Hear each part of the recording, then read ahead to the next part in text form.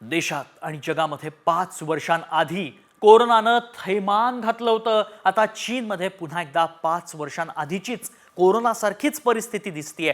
5 वर्षांआधी चीनच्या वुहानमधल्या हॉस्पिटलमधल्या दृश्यांनी संपूर्ण जगाला अक्षरशः धडकी भरली होती.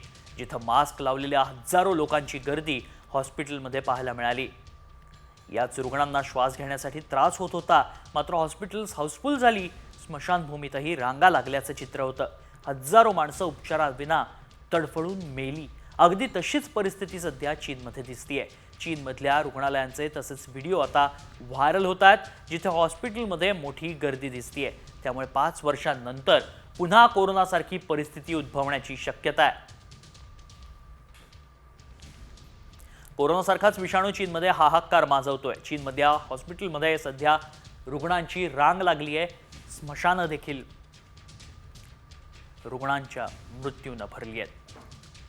लॉकडाऊन पुन्हा त्यामुळे लागणार का? आपल्या उंबरठ्यावर हा व्हायरस येऊन ठेपलाय का? पुन्हा 5 वर्षांपूर्वीची स्थिती पुन्हा एकदा भारतात, महाराष्ट्रात, राज्यात, आपल्या शहरात येणार का?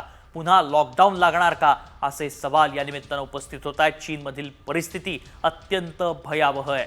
त्यामुळे काळजी घेण्याची गरज आहे. संकट दारावर येऊन ठेपलंय. दोन्ही विषाणू श्वसन प्रणालीला लक्ष्य करतात. HMPV विरुद्ध कोविड-19 आपण फरक पाहतोय. श्वसनाचे थेंब आणि दूषित पृष्ठभागांद्वारे दोन्ही आजारांचं संक्रमण होतं.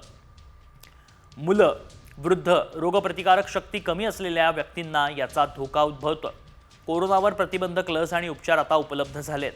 मात्र HMPVवर अद्याप कोणतीही लस किंवा उपचार पद्धती नाही. त्यामुळेच HMPV हा घातक ठरतोय.